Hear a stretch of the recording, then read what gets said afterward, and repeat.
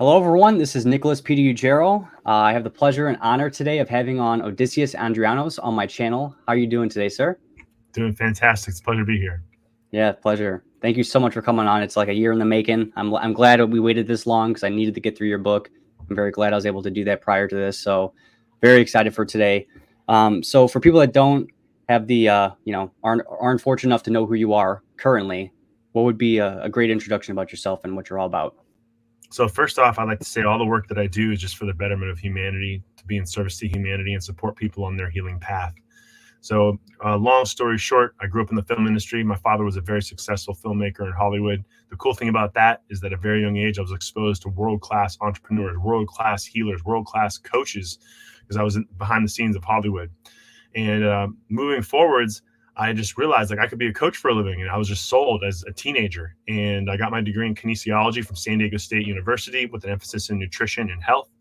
And within a year and a half of graduating from the University of San Diego State University, I opened my first coaching facility out here in Northern California. And in doing that, I was very successful helping people lose weight, get in shape, and like literally manifest their physical dreams. And after 11 years of running my own gym, and I actually built a second corporate facility with WBE Electric, which is a $100 million a year company out here in the Bay Area, still train the CEO today. I realized, I could help people lose weight. I could help people get in shape, but there's something deeper going on. Like I could give two people the exact same program, and like some people weren't getting results. And I thought it was me at first, like being the perfectionist that I am. And in going deeper into that, I realized that people aren't really struggling with diet or exercise. They're really struggling with their mental and emotional health. And that's not in all situations, but if you're feeding your repressed emotions, you're not going to see the results that you want. You're going to find ways to sabotage yourself if you haven't integrated your shadow. And we're going to get more into what that means today.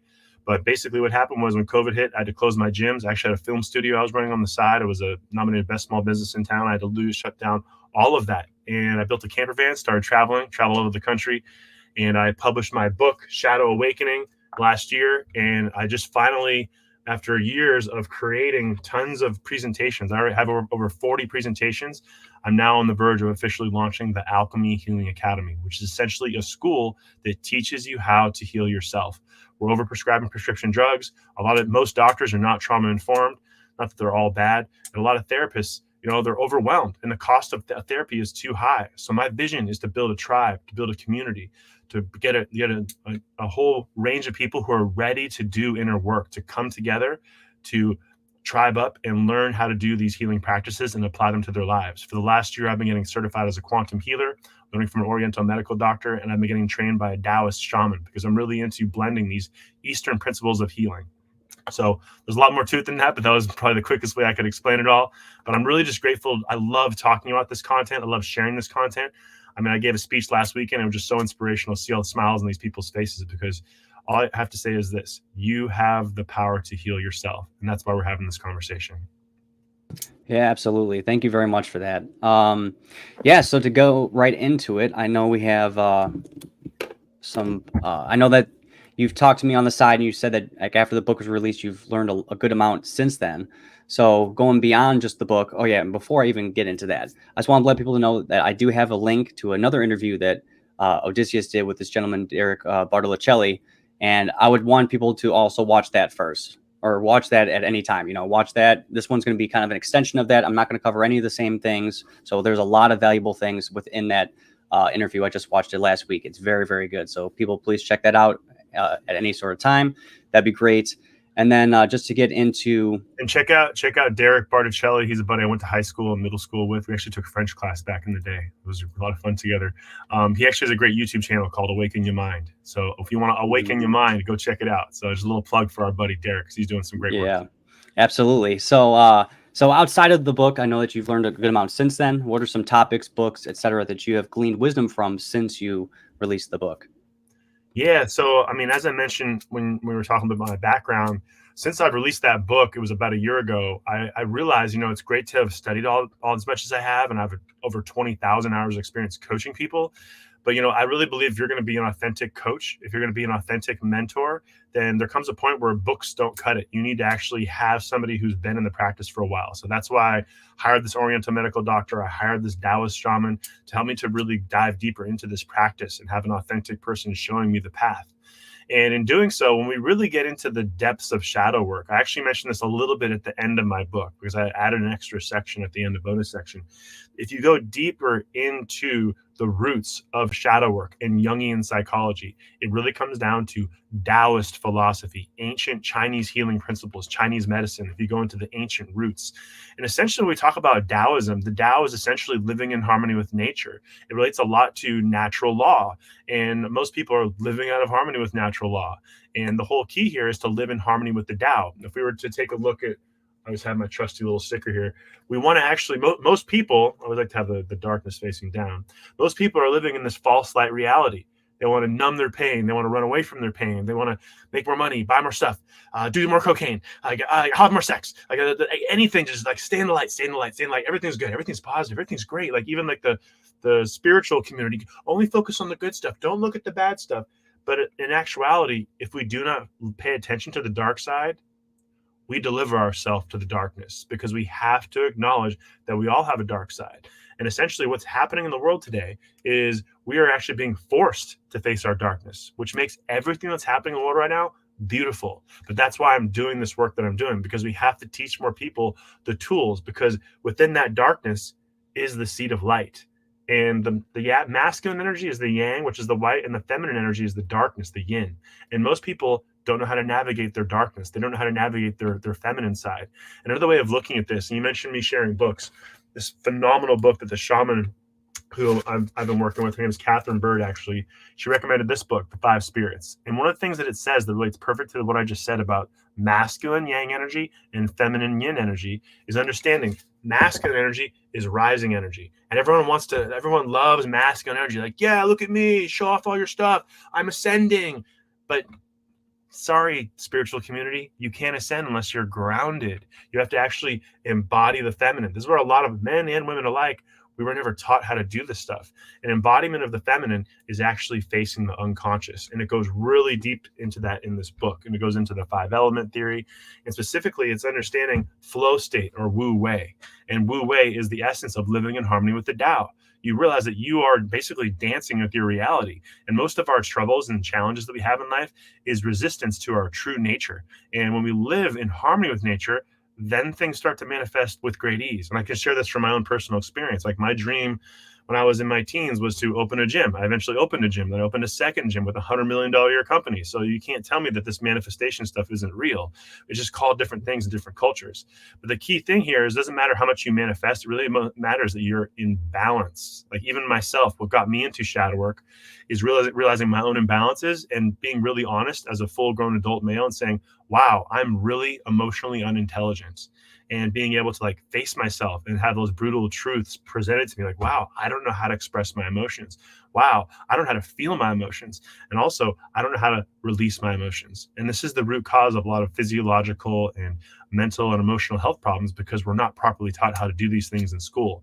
And that's the whole core essence of these teachings is providing the people the tools to heal themselves. And that's why I love teaching this stuff, because it's literally, it's saved people's lives. It's so valuable.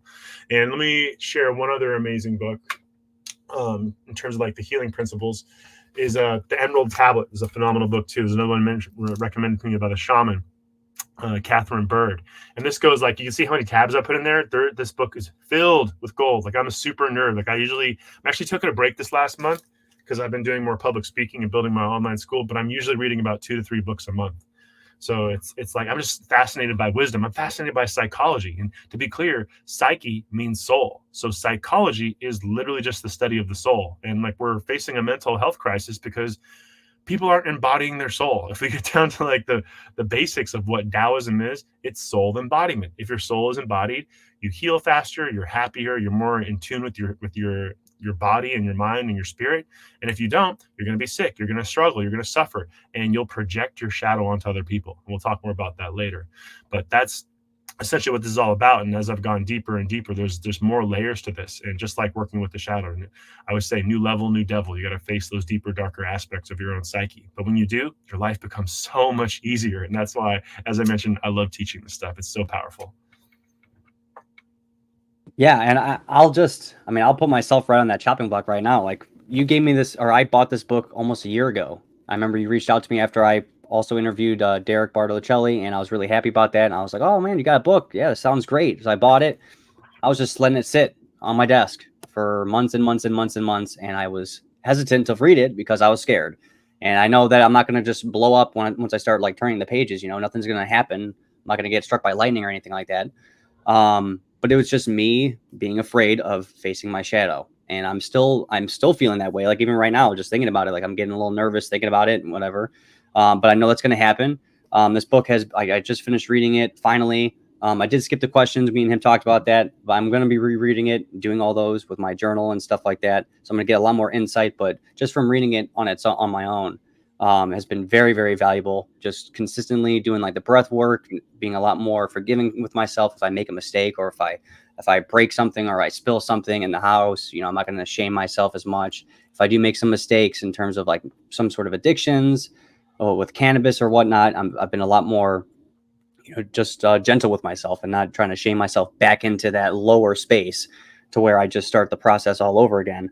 So this thing has been just very, very, very, very valuable. I bought a few more copies to give out to people. I had a family member that was in jail, and I sent one over to them, and they read it. They liked it a lot. They passed it off to a cellmate. They liked it. They're passing it around. So, like who even knows how many people that's going to reach in there. This thing's been very, very valuable. So I'm very, very appreciative of all this right now. I'm looking forward to delving into this more.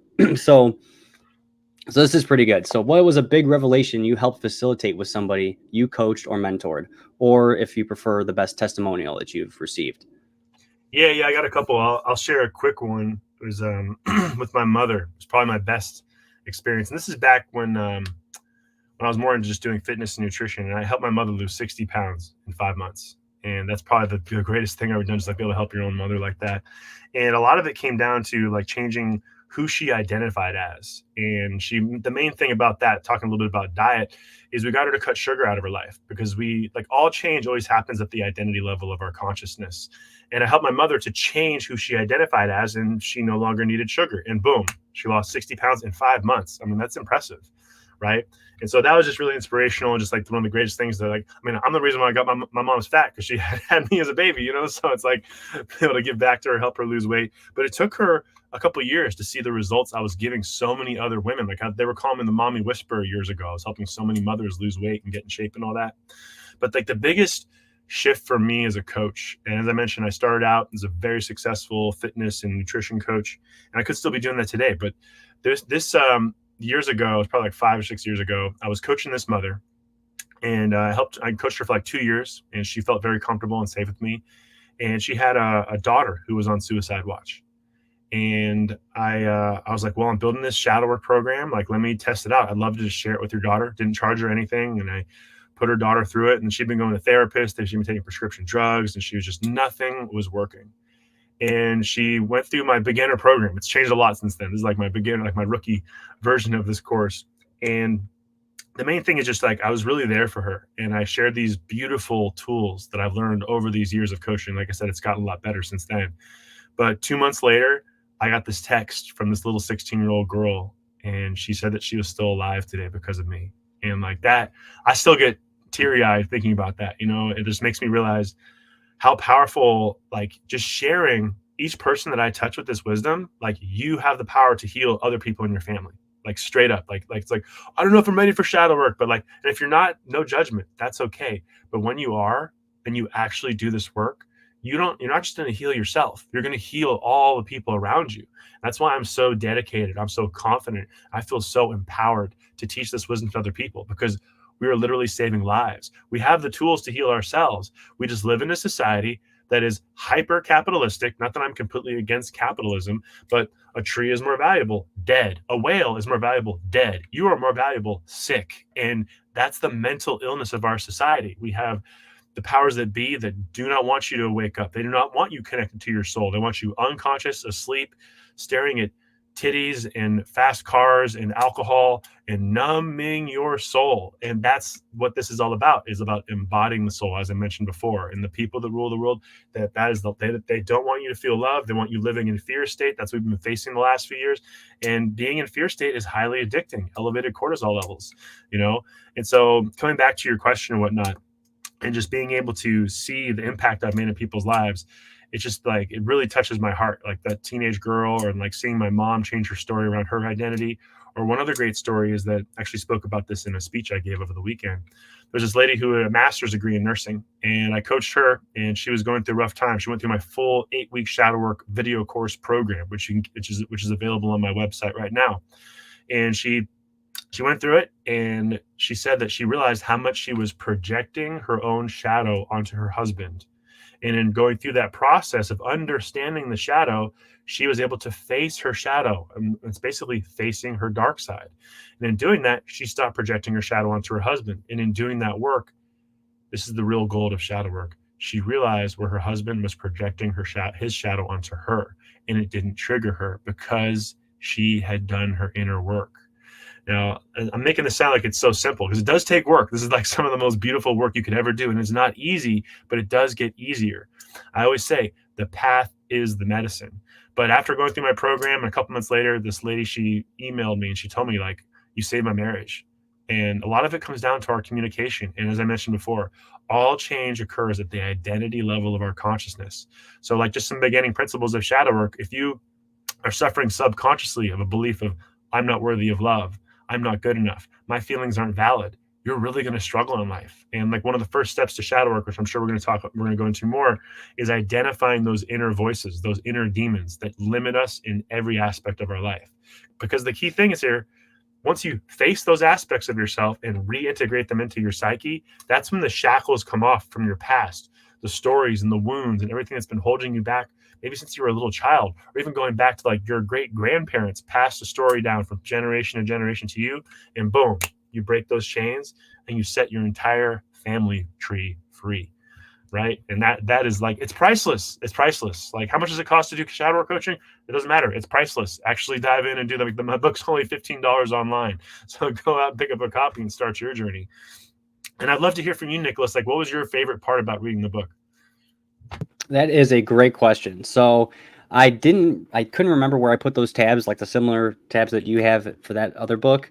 So I couldn't really break, like, I don't want to crease the thing either, but I remembered, I mean, if I look back at the very end where it goes over like the course review and stuff, when you made the like analogy of like Bruce Wayne, his parents get killed by the Joker, how would you interact with that child at that moment? The way that you would interact with that child at that moment, reverse it on yourself and use that as like kind of like a parameter of how you should treat yourself. You know, be very gentle, be very patient, be understanding, because your shadow is something that's been traumatized and hurt and has used protection mechanisms in order to, you know, keep itself from being hurt once again. There's a lot of things that definitely resonate with me, like the breath work. I've already done like some sort of breath work before and meditation, but you know, I already knew some of this stuff, but for you to break it down in even more simple ways and to also elaborate on it definitely helped me out, because I've already done some shadow work, but I haven't gone far enough. Tracking your triggers, that's definitely something, you know, getting curious about your triggers. I've heard that from a couple other people, but hearing it again has just, you know, solidified that even more. So when I do get triggered by something, whether it's maybe someone driving or from like my girlfriend or something else, especially my girlfriend, because I know that there's a lot of trauma still between us. Things that we've done to each other that have yet to be worked on. And I know that's kind of keeping us, when you're talking about the demon dance, that was also something that was very, very, made a lot of sense to me in my life, because I feel like that's how it's kind of been, you know, running in circles, not really, just dealing with the effects, not dealing with the root cause of what's happening with us. The resentment towards one another, the hurt and the pain from a couple of years of being together. So that was something that very much stood out to me. Take note of areas protecting your shadow, chronic, what was it? The logical fallacies. Logical fallacies is something I've heard about. I already knew a few of them, like, what do you call it? The appeal to authority and like the red herring and straw man. I knew those ones, but there's a few more that you go into, which was good. And you have the examples and stuff like that. Those are definitely things I need to look more into and become more familiar with, to where I can like just have that in my brain at the time where I'm thinking about something, because there's so many times where I think about doing something, but then that little chatter says, oh, you know what, it's easier just to go on your computer, play some video games, you know, it'll pass the time. You don't have to think, you don't have to do that. You don't have to like worry about anything. You don't have to sit in silence or in the dark. But But then I can, once I learn more about those fallacies, I'll be able to really pinpoint like where that's coming from and what it's even saying. Is it even something that's logical at all? Or is it just, instinctual, just, self-defense mechanism? So that's definitely going to help me out. So that was very, very valuable. And then when I was talking to you about like the boundary section, which is basically the second to last chapter, chapter 7, we're talking about the law of gender and just the differences between masculine and feminine. And then what happens when you're chronically masculine or in your left brain or chronically in your right brain. I already knew some of that stuff, but to see it broken down again is also very, very valuable. That's something that not many people know about. They just think, oh, you're a man, so you have to act this way. No, not, well, we have 2 hemispheres in the brain. It's something we have to unite and not be chronic in one area or the other. My brother is a perfect example of someone chronically in the left brain, very much into computers, very analytical, very logical, not as much emotion, not as much empathy, just straight to the point. These are the facts of the matter. Doesn't really matter what your feelings are, type of thing. My mom's the complete opposite, way in the right brain, super emotional, very empathetic, can cry at the sight of almost anything. And so like I've noticed that within myself and also with other people. I know that I'm most likely probably a little bit more right brained. So that's something I have to work on. So this thing has just been really valuable. It's helping me with my breath work and just being, just more gracious with myself. I'm very much looking forward to doing the questions because I'm still scared to do the questions. I know I did a lot of shadow work in 2021 in the beginning of that. I had a video. I'm a recovering sex porn, cannabis, video game addict. And I was breaking down in that video, and like those first couple months were atrocious. It was so difficult. But I felt so much better. I felt so much lighter because my identity with myself changed. And I was actually asking God, like, please help me out. I genuinely want this to happen. And I had a lot of good experiences, a lot of weight lifted off me, a lot of good, self-esteem. I was able to look at myself in the mirror for the first time, give myself positive affirmations and stuff like that, and not feel awkward about it. And that's the thing, like with the shadow, if you try talking to yourself in the mirror and you don't feel comfortable or doesn't seem like genuine when you're saying something, that's a huge indicator right there that you are missing something, like something's not being worked through. Maybe you have a regret, like with me, I still have regrets for my past dogs that I had, my family dogs, and the way I treated them sometimes, playing too much video games, not paying attention to them. I still have, regret and stuff like that I haven't really worked through, and some things that I don't even think about. So it's just, yeah, I'm sure there's more. If I had the tabs, I would have definitely been able to pinpoint certain paragraphs and go through those. But just overall, the whole thing was really good. There was no weak spots at all, I'd say. Good progression with everything. The fact that you did the gender stuff at the end made sense. It all kind of fit together, and it was really, really good. So I'm definitely gonna be giving you a testimonial if that wasn't one right now. I'll definitely do another one. But so you kind of touched on the Alchemy Healing Academy when you first did your introduction. So if you want to break down, like the YouTube channel you have, the website in general, the courses, and then what people can expect if they do find themselves on that website. Yeah. So if you come to our website, the first thing you'll notice is you'll be able to get access to my newsletter. I put the newsletter out about twice a month, and I want to start doing it more. But you'll also be able to get access to my video course that goes with the book. Not everybody likes to read. And Nick, you've actually got access to the video course too. So you can actually watch videos and then use the book as actually a workbook. So you can write directly into the book. That's the next step for Nicholas over here, is actually writing into the book. So there's places where you can just write directly into it. But yeah, the school, essentially the Shadow Awakening book and video course is like the beginner steps. So like you get through the Shadow Awakening book, get through the Shadow Awakening video course, and like, wow, I want to go deeper. I want to learn more. And that's why I built the Alchemy Healing Academy. It's basically a one-stop shop where we have about 35 plus presentations and lectures on a wide array of topics. This next month, we're going to be diving into the Trivium method. I teach Chinese face reading, Taoist healing. I go really deep into understanding like the inner and outer alchemy of how to like harmonize your inner and outer nature. And the whole process of this essentially is to build a whole complete online school where people can, it's affordable, and we're going to have weekly meetings so we can build the community too, because there's people that I found like throughout like the Midwest, they're going through a spiritual awakening and every doctor's just trying to drug them. No therapist understands spiritual awakening. They don't understand becoming conscious. That's the essence of shadow work, is making the unconscious conscious. And they don't have community support. And I've been on calls with people like that.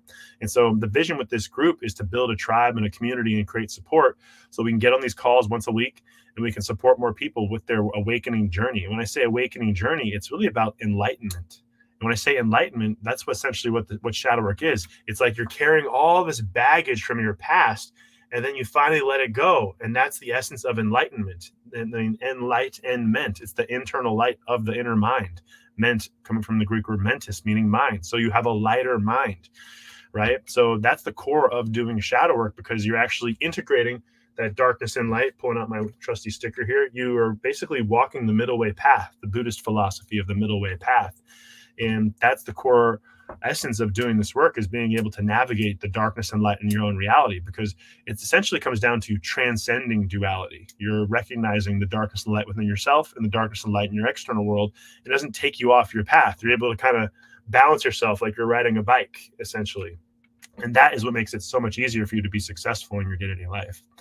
And I love the feedback that you gave me on the book too, man. Like the Bruce Wayne analogy, like when you're doing shadow work, you actually, like, when I talk about the feminine, like whether you're a male or female, shadow work is really about embodying like the divine mother, like nurturing yourself, going slow. You cannot rush the healing process. You have to really like the Bruce Wayne analogy. Imagine meeting young Bruce Wayne just after his parents died. That's the essence of what it's like to do shadow work. You're facing the most wounded parts of yourself. You can't be masculine, getting in there like, look, Shadow, I got a lot of work to do today. I'm very busy. Can we just heal? Because I have to get back to doing all the things that are so important for myself. And your shadow is going to be like, fuck you. And it's not going to listen to you. And it's the part of service. That's why we have to be very gentle. I can't emphasize, like, extremely gentle working in this space, because you're not healing on your ego's terms. You're healing on your shadow's terms. That's why I love that you mentioned that. And that comes down to, as you mentioned, the triggers too. We have to be aware of what's triggering us, because those triggers, I mentioned this in the book, it's like finding a thread, and then you keep pulling the thread until you get down to the root cause or core conflict. And just to share a little bit about my own story, like you mentioned fear. Like for me, when I first got into shadow work, like, what's my emotion that I'm struggling with? One of the first steps to shadow work is recognizing, like, what's your core conflict? What is really going on deep below the surface? And oftentimes your shadow is not going to let you see it right away. So I looked at my emotions that I was struggling with, and I was like, oh, anger is my biggest challenge. As I got into the anger, I found there was fear. As I kept diving into the fear and working with the fear, like, what is this fear? Because I'm saying it logically, but it's not logical when you're in this space. It's really about that. The feminine is more intuitive. It's not logical. Like, you met her, like, we're going to logically figure this out. Sorry, bro, that's not going to work for this. You have to really embody the intuitive feminine to feel into your body. And as I got into that fear, I found abandonment from my childhood. My dad was gone a lot in Hollywood. As I mentioned, my father was a filmmaker, world-class filmmaker, and he was living a filmmaker's dream, right? Literally a legend in the film industry. But as a child, I didn't understand that. And as children, our brains were in theta brainwave state and alpha brainwave state. Our minds are highly programmable, and we can reprogram, but we have to recognize what our core conflict is. So as I began to work with that abandonment wound, it started to change things internally. It started to change my relationships externally. And I cannot emphasize the power of that enough, because as I mentioned, as you do this work within yourself, you'll recognize other people who are coming into your life who are projecting their shadow onto you. Because if you haven't done your shadow work, you're going to continue to relive the same experiences over and over again. And this is actually what drives people insane. They're like, there's something wrong with me. There is nothing wrong with you. You just haven't faced your shadow. You haven't integrated your soul. And as you do that, now things get easier. All of a sudden, it's easier to attract women into your life or men into your life. It's easier to make more money. It's easier to attract the job. Or like for me, years ago, I wanted to go traveling, and I started traveling all over the world because I got over any barriers I had around fears around that. So the beauty of this is, like, the darkness is the most beautiful thing in the world. That embodied dark feminine is where you will set yourself free, but you have to be able to honor the journey. I'll say that again because it's so powerful. You have to honor the journey, because it's all about loving yourself, baby. Yeah, and there's been a couple times in the book where you say, like, if you're at this point in the book, but you're not as far along as we are in this chapter, don't worry about it. Like, just understand that it is a process. People go at their own pace. Sometimes you got to take a day or two off, but just give yourself, that grace to be able to do that. Understand that, like, hey, I am getting kind of burnt out. My mind's kind of frazzled. I need time to relax. Do some meditation then instead. Stop reading the book. Do some meditation. Sit by yourself. Like, just calm yourself down. That's one thing I definitely need to be doing more of. And I'm going to keep working on that. One thing that you said that just blew my mind and made me crack up is enlightenment. Like, and just breaking down the word. And it's just, that's mind blowing. And it's like, it just makes so much sense. So that was really, really good. I had something else I was going to say, because you were talking about. Let's touch on that too. You mentioned enlightenment. It's like, the truth is, like, everyone already is enlightened. you already, like, if you're watching this, you already are enlightened. You're just carrying so much baggage that you're like, your ego's like, baggage, like you're got these blinders on. I'm not carrying any baggage. But when you do the shadow work, oh, I'm still carrying that wound from my childhood. But you're like, some of us, we have a lot like deep trauma. Some people have traumas that are like I've helped people who are sexually abused in prison. I've helped people who are sexually abused by their parents. That's heavy, bro. You're not just gonna like get in there and fix that stuff real quickly. You have to like really slow down, because in truth, we're all enlightened. We just have to recognize the baggage we are carrying. That's the essence of shadow work. It's like, if you haven't done your shadow work, you're taking your past and you're creating your future based upon your past. That's you stuck in duality. You're stuck in this illusion of yourself. But when you authentically face your past, now you can create an authentic future. And that's the enlightened mind, which we all already possess within ourselves. But it really takes the harmony of that darkness and light within ourselves. I just like showing off my cool sticker. Hope you guys like it. Absolutely.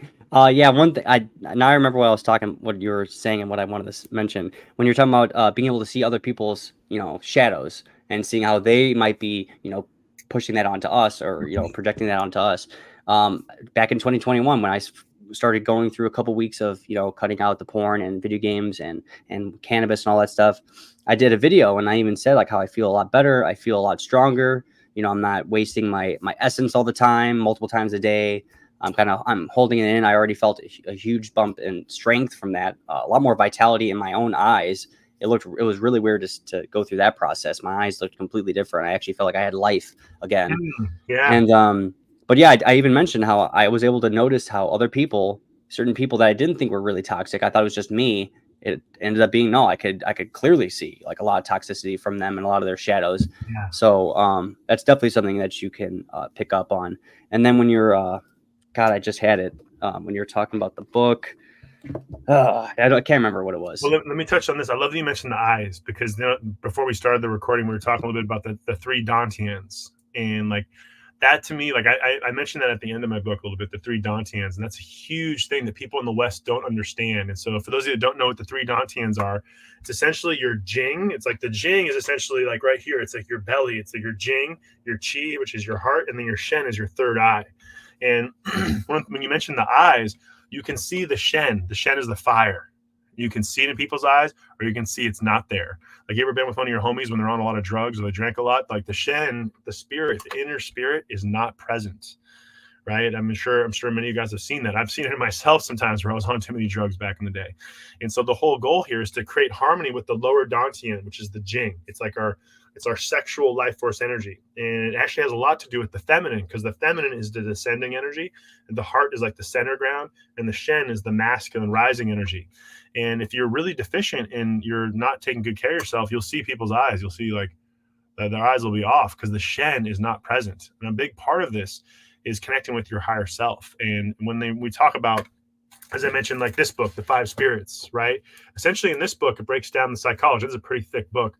It breaks down how we have 5 primary spirits that work within the body. And those 5 primary spirits are connected to the 5 viscera. The 5 viscera are the primary organs of the body: the lungs, the kidneys, the heart, the stomach, and the liver. And so there's essentially 5 spirits. And if we damage our liver, which is associated with the wood element, that spirit will leave us. And that darkness is actually, when you have a damaged liver, that's what cleanses a lot of your system out. It leads to a lot of cancers. Western doctors aren't talking about spirits. That's why I'm so keen to learning this. I still believe in some Western medicine. In emergencies, it's a lifesaver. But we need to create more preventative medicine. And that's why I love is how it's all about creating harmony with the inner spirits. It's about strengthening that Jing, that lower Dantian. Essentially, you'd want this symbol to be right here, right at your crotch, right? Because you've harmonized that inner alchemy. Okay, it's achievement of the philosopher's stone, which is actually the logo for my business. And as we harmonize that inner chi, right, with that Jing, then that energy starts to rise, and the power of the heart starts to move through our entire body. And the whole core of this, when we talk about embodying the soul, you become what's called a Taoist immortal. I'm going to say that again, a Taoist immortal. So not that you're immortal, but if you get sick, you heal faster. You don't get sick as often because the chi is moving so efficiently. The Shen is present within your eyes and your hearts. If you got shot with an arrow back in the day, because that's back when they made this stuff, you would be able to like pull the arrow out and you'd heal in a fraction of the time because you'd harmonize the 3 Dantians. They're also called the 3 jewels and the 3 treasures. And that's a big part of this inner alchemy is being able to harmonize these three treasures within us, because that's when we become extremely powerful. Our aura gets stronger. We've harmonized our chakras and whatnot. And this is like, I cannot stress how powerful this is. And this is like the core of my teaching. We have to learn how to harmonize those inner spirits so they work efficiently. And then we become much healthier, and we don't need to rely on all these weird prescription drugs. And I've been addicted to prescription drugs. I snapped my Achilles tendon years ago, and I was addicted to painkillers for like a month and a half. And I was like, this doesn't feel right. I could, at the time I wasn't aware of it, but like I could feel like the inner spirits like were out of balance. And if you're more attuned, you'll notice this within yourself. And this comes back to the whole point of everything that we're talking about. We're teaching people how to become their own healer. We don't need a lot of these prescription drugs. Don't get me wrong. When I snapped my Achilles tendon, I was grateful for those painkillers, but like, you don't want to take that stuff for too long. You want to be able to use it for a little bit and get it out of your system. And so we have to learn how to become our own healer and understand the word that you said is harmonizing our essence. As you said, we were wasting your essence. And the essence is essentially our jing, that lower dantian. And that's where it all starts. We have to have the foundation to build a strong building that is our soul embodiment within our physical being. So hopefully all that made sense. That I went off on a huge tangent there, but hopefully that all made sense. Yeah, well, I mean, once people read the book, once they get in and read the book, they'll definitely be able to like look back at this and be able to pinpoint a lot what you're saying, and it's not going to be as confusing because because I just learned about a little bit more about the Tao from that last section of your book, which was excellent. And when you're talking about people, just just unleashing like basically the power that and the potential that they have within themselves. Like I know that I'm capable of a lot, and I know that I can make a big difference, and I know that I've held myself back tremendously because it's easier to just say I'm like, just stay home, don't do this, don't even try to talk to your neighbors about like helping them garden or do anything else. It's they might like yell at you or swear at you, just stay home, play video games, whatever, smoke and do whatever, and then just be disappointed with yourself on a fundamental soul level. And so that's what I've been doing on and off. And so I know that I'm capable of a lot, and this book is definitely a nice jumpstart. And coincidentally, of course, once I get back in touch with you and I started reading the book, more things are happening for me. I'm trying to be a lot more positive, being open to more just more things. And like I know you mentioned in the interview with Derek, so I don't want to touch on it too much, but when you're talking about like linear thinking versus quantum thinking, linear thinking is how I've been, and I tend to be a lot. Okay, my past, I was addicted to all this stuff. I hurt all these people, I hurt all these relationships that I was in. There's nothing I can do about it. My future is going to be the same type of thing. I'm a loser. I hurt everybody. I don't even know what love is. I can't be committed. I'm bored easily, whatever that means. And then that's going to be my future. And that's how I was before. And then I remember learning about like the double slit experiment where it talks about, quantum versus, or linear versus quantum, and like the observer effect and all that stuff. So when you're like breaking it down, particle versus wave. Particle versus wave. And so like now I'm trying to be a lot more open to, more possibilities out there, stop being in like just like the linear path, and just understand that there's more potentials out there. It's just about me, being I don't know, just right within myself. I have to get back to the point where I feel good about myself and I'm proud of myself and I'm getting things accomplished. Even if I don't get some things accomplished, I got to be willing to give myself the chance to rest or to give myself some grace and stuff like that. And when you're talking about, I forgot what it was. I just had it in my head. But when you were talking about, I would love to touch on that linear stuff too, because like there's I have a presentation in my online school on chaos theory, and it goes really deep into that linear versus quantum model. And what's interesting is that like I won't get too deep into it because it's pretty deep. Is that like most people, you're on this linear timeline, and this is like a linear timeline is very masculine. Like this is who I was, this is who I'm going to be. It all makes sense. It's so logical. And you're like this robot, and that's how most people are. And there's nothing wrong with that. But if you become too linear, you get stuck because you're like constantly identifying who you are in your future based upon your past. But your past is actually just a story in your head and stuck in your nervous system. So you can actually jump timelines in chaos theory, right? So you can actually, it's the butterfly effect. You're able to actually, you're on this timeline, you actually do your inner work, and like the path that you were on, boom, you jump into an entirely different timeline, but you have to do the work. I'm saying you have to do the work. I make it sound like it's really easy, and it is once you do the work. And that's different for each person. That's why I love teaching this stuff. It makes it very interesting. But you can actually quantum jump into an entirely new timeline. Like the timeline you're on right now is you're going to be a drug addict, addicted to cigarettes. You're going to hate yourself, and you're going to keep living all your childhood traumas that you inherited from your parents, or you wake up and you realize, damn, I'm a limitless quantum being in this infinite possibility, and I have the power to create anything that I wish to manifest. And then boom, you jump timelines, and now you attract more love, you attract more sex, you attract more money, you attract everything that you have always been worthy of, but you are addicted unconsciously to that linear timeline. This is a big part of, like we talk about, the waking up process. We have to understand the science behind how to move from that particle to that wave. We have to actually, this is why the meditation and the breath work is so important. We have to learn to calm the nervous system down. They often say the issues are in the tissues. Our fascia and our nervous system are holding on to so much of us staying stuck. I have to wake up with anxiety and take my pill because that's who I am. Versus you actually like calming that nervous system down. Now the particle collapses into a wave, and boom, now there's limitless potential that's always been available to us. And that's what modern science and physics is proving to us. But this comes back to the work. You have to take the time to realize what's not working, what's triggering you, how do you calm your nervous system down, and how do you jump timelines and operate from that quantum model of consciousness? Because there is always, and it has always been, limitless possibility available to you. But if you're stuck in your past, you're going to stay stuck for a while. And basically, your nervous system is like a time travel device. I'm going to say it again. Your nervous system is a time travel device, because anybody that I coach, whoever you thought you were when we first started coaching, I promise you in 3 months, you will not be the same person, because we're actually harmonizing your nervous system. Another way of looking at it is in Taoist philosophy, you have to empty your cup. Like your cup is overflowing with who you think you are. Sometimes you have to empty the cup. It's like draining the nervous system. And now you can create a limitless, authentic future that you were always worthy of, but you couldn't see it because you were blinded by the illusion of your own ego.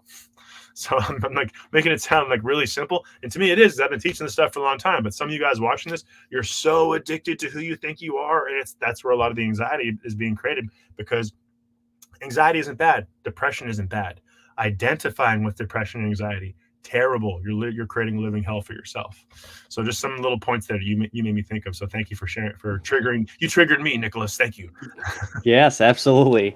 I know, just going back to like even before I did like therapy and all that stuff, like I was even recognizing that I was creating a self-fulfilling prophecy with the way I was talking to myself, and like just my mindset of the past and all that stuff. I was just thinking, oh, I'm a cheater, I'm a loser, I'm this and that. And I was realizing that I was fulfilling that prophecy. I was putting that in my brain as something that was a fact, when it really wasn't. It was just how I was at that time, given my mindset and where I was at, and just not doing the work.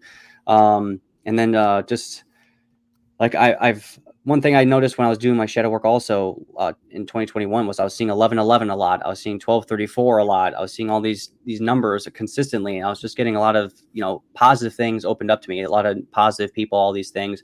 And then more trauma happened in 2021, and I got to the point where I was suicidal. I wanted to literally blow my head off in someone's driveway. The person that like it was just bad. I wanted to like literally just end my life. I was not in a good spot at all. And then that's when I started doing more of the video games to cover it up and to pass the time, doing more cannabis to pass the time.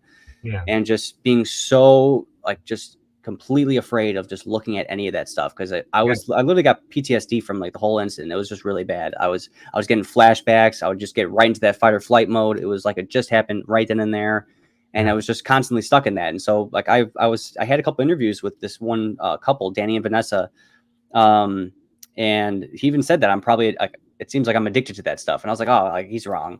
Like, I don't even know what he means by that. And then like, I'm hearing you talk about it, and I've heard other people talk about it, and it makes a lot of sense. That's absolutely what was happening. I was addicted to those feelings. I was addicted to those hormones and the dopamine and those certain instances. I was finding reasons to be upset or to be angry. And there's just so much more for me still to unpack. And that's why shadow work is so incredible, like right now, because 2 years ago when I made my first video talking about this stuff, I said at the end, like, if like, I'm just so glad I'm going through this right now. As hard as it is, I'm glad I'm doing it right now, because I can't imagine what it's going to be like if I were to start doing it like a couple years from now. Like, I'm so glad I was doing it then. I was telling people, I'm like, this is the time to do it, because we don't want to do it when like the world's going, like if like food shortages happen even more so, or whatever else happens. Like, we got to be mentally, we have to have a good foundation mentally. And if we're already in a bad spot and we're having a hard time even looking at things that happened like 20 years ago, then I can't imagine how we're going to handle situations right now when things are going off and we can't even maintain peace when we're just sitting in our room, or if someone cuts us off. Imagine if things are actually like in a real bad state. So this stuff is just so important, so valuable in my eyes. This is the key for people to, to find the masculine and feminine, because like you're saying, a lot of people are in that left brain. Society's mostly in that left brain. Mm-hmm. And so we got to open up and be more empathetic, and not just go to the opposite side of the spectrum, but find that balance and like take the time to, sit in darkness or sit in silence. Like with me, I usually have like my air purifier on or my fan on. Turning that off, like that makes me really uncomfortable once that thing goes off and it's just quiet. So I still have a lot to do, and it's still a process, and I'm very excited for it. I already feel a lot better than I did 2 weeks ago. I feel like I have a lot more like awareness and just motivation, and just talking with you when you did that alchemy class with the few other people that were there. That was a really good experience. Moose, who's been commenting a few times, thank you so much, Moose, for being here. Like he had a video, he did a live stream. I jumped on there. A couple other people jumped on there. I started talking a little bit about like my being suicidal and all that stuff. Some of them were like saying, I'm here for you if you need it. And I was talking about my journaling, and one of them said, stick to that. Do that right now when you get off. Do that. Do the journaling right now. Don't wait for it. Don't say tomorrow. Just do it. And so that motivated me. I've been keeping up on my journal. I'm trying to at least get more in depth with it. And like, especially once I start doing the questions for your book, I'm definitely going to be, adding that into my journal at the time. So that's going to be very much helping me out. And I just feel a lot more confident, Yes. I feel like things are going my way a bit more. I'm in control of this. It's up to me to do it. And I have to stop getting in that victim mentality, not stop it, but, gently divert myself away from that path and just say, that's not who I really am. That's just fear. And that's just trauma from the past. I know a lot of it also has to do probably with my dad hitting me when I was a kid, hitting my siblings when we were kids, him never apologizing for it. There was always a reason and justification as to why he was doing it. Still have never gotten an apology for it.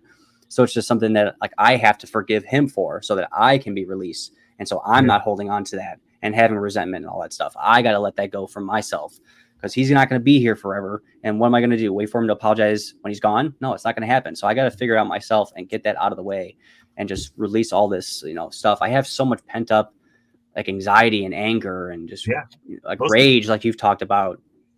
Yeah, no, I feel that. I appreciate you sharing all that, man, because especially like working with, like talking with you, and like I work probably 80% with women. And honestly, I feel that men need this work more than ever. They need it more than women do. Like women totally need it too. But like I have so many women, like I wish you work with my dad, my uncle, my brother, and men are like, oh, emotions, like they'd rather go swimming with sharks. Let me dive in that shark tank than feel my anger.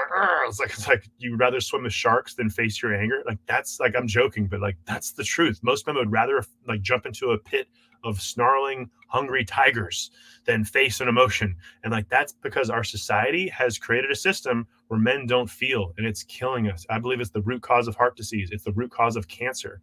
It's the root cause of most of our mental and emotional health problems, because women too, but men will not face it. And that hyper masculinity is what's killing us. Like, let's just compete and crush each other. Yes, I'm the dominant male. It's like, you haven't felt an emotion, you're going to die young. So shut up. You know what I'm saying? A lot of these men, they're like, this is the paradigm that must die. We have to harmonize our darkness and light, harmonize the masculine and feminine. Even in the book, The Tao Te Ching, written by Lao Tzu, it's like the Bible of Eastern philosophy. It says, know the yang, stay to the yin. Know the masculine, but stay to the feminine. Because the feminine, it's like the great way of looking at it. If we're hyper masculine, it's like a tree that's really rigid. It tries to, the wind's blowing. It's like, I'm going to fight the wind. And then the wind just knocks you off. It blows the branches off, and you're fighting the wind. Versus a more feminine would be to dance with the wind and allow the wind to move through you, to be more subtle and gentle instead of fighting the winds of life and being, I am the man. You're killing yourself. I am my ego. I will fight the wind. I'll fight it. And it's like, oh, now you got heart disease. Oh, bro, now you got all these problems with your joints because your joints are taking on all the emotional. I'm so sorry. Oh my God, you have to do shadow work. Sorry. I'm trying to make it funny, but like we have to be able to be subtle and just dance with the trials and tribulations of life. That's the subtle feminine. Not that I'm saying the masculine is bad, but we're too much in that space. So when we learn to harmonize that feminine nature, we don't get taken off our path because we're too linear. We can actually be in that flow state, that feminine state, that quantum state. And this is what actually sets us free, because when we talk about that darkness, it's actually about growing deeper roots. A lot of people want to grow a bigger tree, but you got to have the roots. Why isn't my life changing? You haven't gone to the darkness. The darkness is in the soil. And the word soil, ironically, it's almost the same as the word soul. I wonder if the word play, soil and soul. It's like the same word. It's like there's like a vow or a vowel that we need to shift. And then we see that the soil, the darkness, the dark feminine is where we plant the roots and nurture it. And then boom, the tree grows with ease. weird how all the words just kind of reveal everything to us. It's like spells have been cast upon us, and it's our duty to actually navigate those spells and create our own story. This goes down to like neuro-linguistic programming. Most people are living in a trance instead of ending the trance, which we call transcending duality. And that's what we really essentially have to do: transcend duality and be in harmony with the Tao rather than fighting our own inner nature. Yeah, absolutely. And going along with the soil analogy, like for me, like I do not just organic gardening, but I do organic biological gardening. So it's putting the things and like helping out the things that are in the soil that you can't even see, like the bacteria, the fungus, all these other organisms that are in there, and like helping those grow and adapt, and then they help communicate with the plant, and then it helps to grow even further. So, like really like delving deep into that soil and help nurturing it is the key to have it be healthy and not have a bad immune system or be susceptible to pests and all this other stuff. So you might look strong on the outside, but there's things that are underneath that are just not working with you, and you're not able to, like be successful, or you're going to have problems. Like I'm sure I have a lot of tension like in my neck and my back and whatever else. I'm just like tense all the time. And like, I can feel that sort of stuff. So I still have a lot to release, but I know we're already getting to 50 minutes. Holy crap. This is going pretty quick. I want to share just briefly on what you just said, like the tension. Yeah. This is where like a lot of Western medicine, like I literally spent $15,000 to $20,000 on doctors, therapists, chiropractors, all this Western medicine. And then I finally met a shaman who's like, oh, you're holding on to pain from abandonment. It's showing up in your sacrum. I'm like, what? I'm like, what? Emotions in my body, right? And like, I have a degree in kinesiology. I understand the body very well compared to like the average person. I'd never heard of emotion in the body. And that was like, took me down this rabbit hole of Taoist philosophy. I was like, oh, emotions show up in the body. And this is like, I love that you mentioned that, because it's like, people don't realize that like most of Western medicine isn't going to heal that deep emotional pain. This is why this shadow work is so valuable. Like Western medicine is actually driving my coaching practice. Thank you for failing, Western medicine. You're doing a great job failing. This is driving more people to actually, people who are ready to authentically start their healing journey.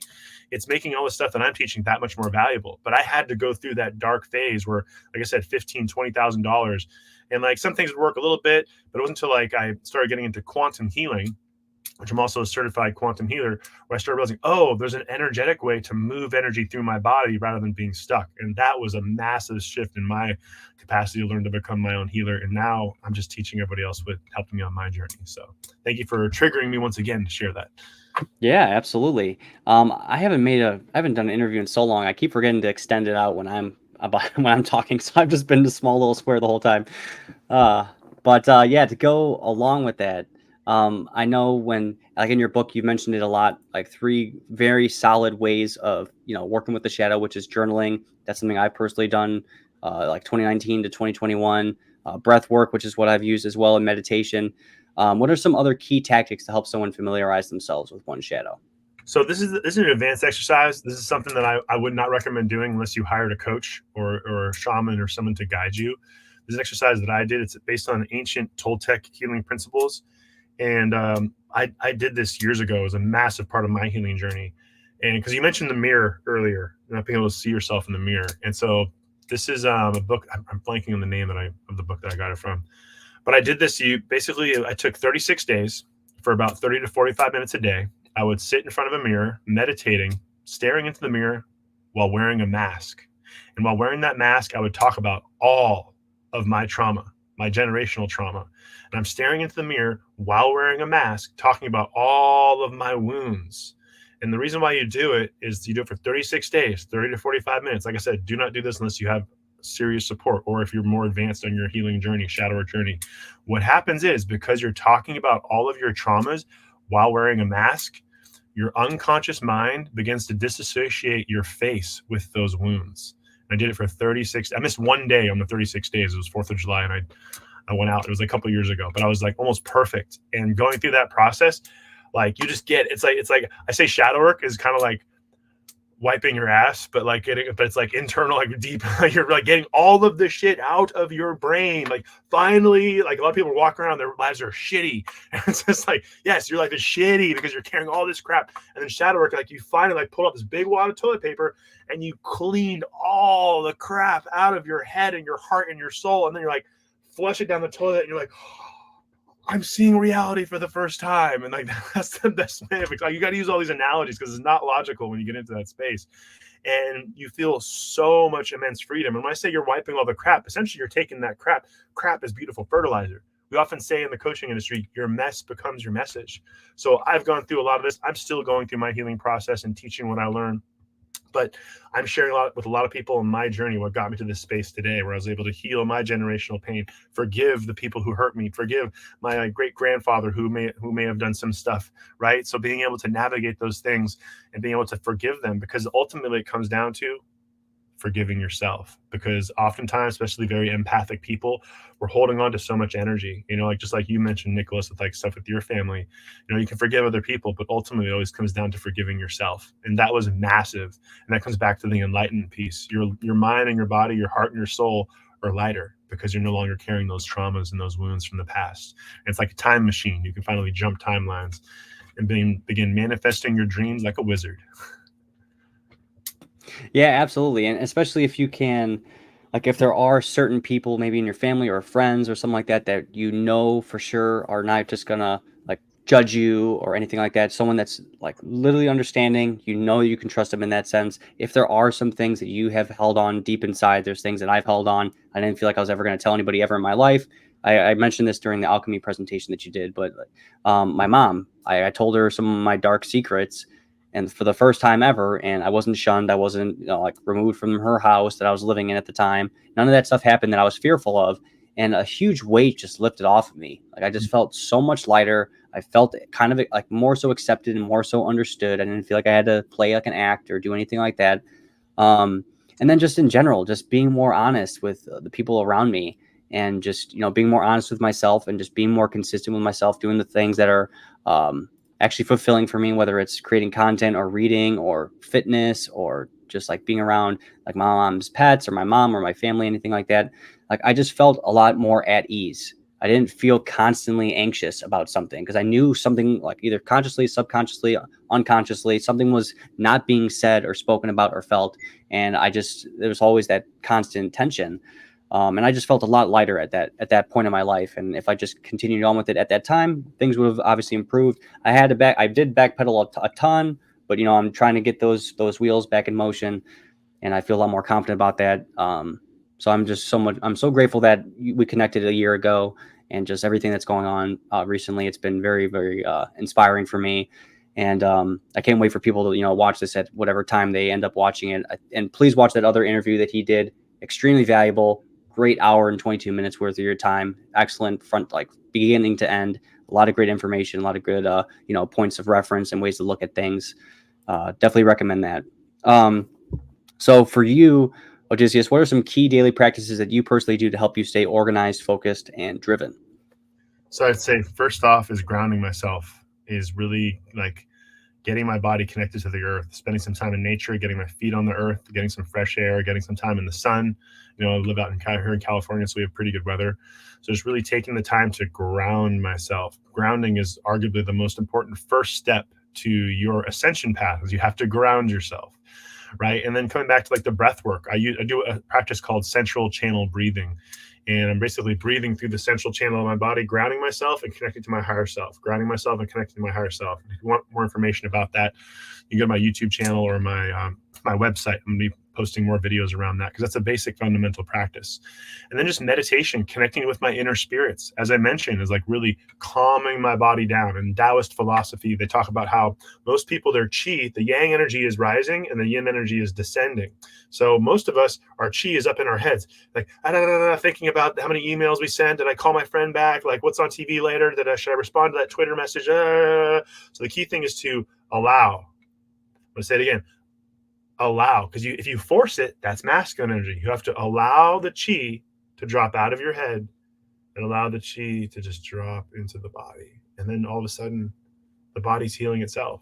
And so that's something I'm still working on. Like I actually did a test over the weekend. I did this really cool aura test, and like my body's really healthy, but my nervous system's still a little bit off, like not like in a really bad way. So like still working on getting that nervous system really calm, because your body can't process and bring in new things if your nervous system is jacked up and you have all kinds of tension and you're addicted to who you think you are. So like if I can recommend two general practices, grounding yourself And in the process of grounding yourself, allowing the chi to drop. Allowing is the feminine. Just be vulnerable. Allow that chi to drop into your body. I'm sure many of you watching this, your body has a message for you that you're never going to hear when you're in your head too much. And I've learned that myself. I teach that all the time. I teach breathwork class every week. I tell them, allow that chi to drop. And in that space, your body will have a message for you. Your intuitive feminine nature is going to be very powerful you in your healing path. Yeah, I mean, it makes so much sense, because once you're in that fight or flight mode or whatever it may be, you can't think as logically. So once you are able to, close your eyes, get yourself down to that calm state, then this will start working in a more like healthy way, and you'll be able to really, like, there's been, like, when I was doing my shadow work, I was able to really have a lot of clarity looking back and say, okay, this and this kind of led to this, and why I had my mindset here, and then it expanded from here, watching porn, whatever else, and then that affected my mindset in this way, and the way I viewed love, the way I viewed relationships, the reason why I got so bored with people so easily. It's because of the dopamine and always having to upgrade it and go to the next big thing, all that other stuff. So it's just incredible. I cannot wait to keep doing this, even though I'm scared to death about it. I know that I'm going to be on a better trajectory from doing that. And I know I'm just going to be a lot more capable. It's just really, like, I was already like tearing up a little bit earlier, just because, like, just thinking about all this stuff, and just, like, this is just such empowering information. Like, we got to keep talking about this. That's why I'm just going to keep sharing your stuff and share anyone else's stuff that's talking about this, because it's so damn important. It's a whole passion of mine. I've already done a ton of shadow work, and I'm still scared to death about it. So I can't even imagine someone that hasn't even done anything yet. Someone that's like 60 years old or 65 years old, like my dad, and hasn't done anything, and just continually just watches things that create nostalgia, and just doing the same thing, like just day walking through their life, taking like 30 prescription pills, whatever else. It's just, we have to at least make some sort of steps. And that's it. Not like, you're obviously, like you said, going your own path, going your own like speed and all that stuff, but just understanding we got to do this, and having it like within yourself, like you said, like an addict's not going to just do something because you're telling them to do something. They have to feel genuinely within themselves for that change to actually make an impact and stick, and for that to actually happen. So it's just so important. And I can't wait to have you on. Like, again, I want to have this other gentleman, this other coach, Devin. I think I'm going to butcher his last name, but Crip or Creep. I don't want to say Creep. I'll say Crip. But like, he's good, and he's got like a good mindset. He's motivated me a lot. And like, just having you guys on here, or just like, if we jump on, like I mentioned, like Paul and Slave's channel, I'd love to have you go on there. Just this stuff needs to be talked about, and the way that you talk and the way that you describe things. And you also make it lighthearted. Like, a lot of some of the things in the video course were making me crack up.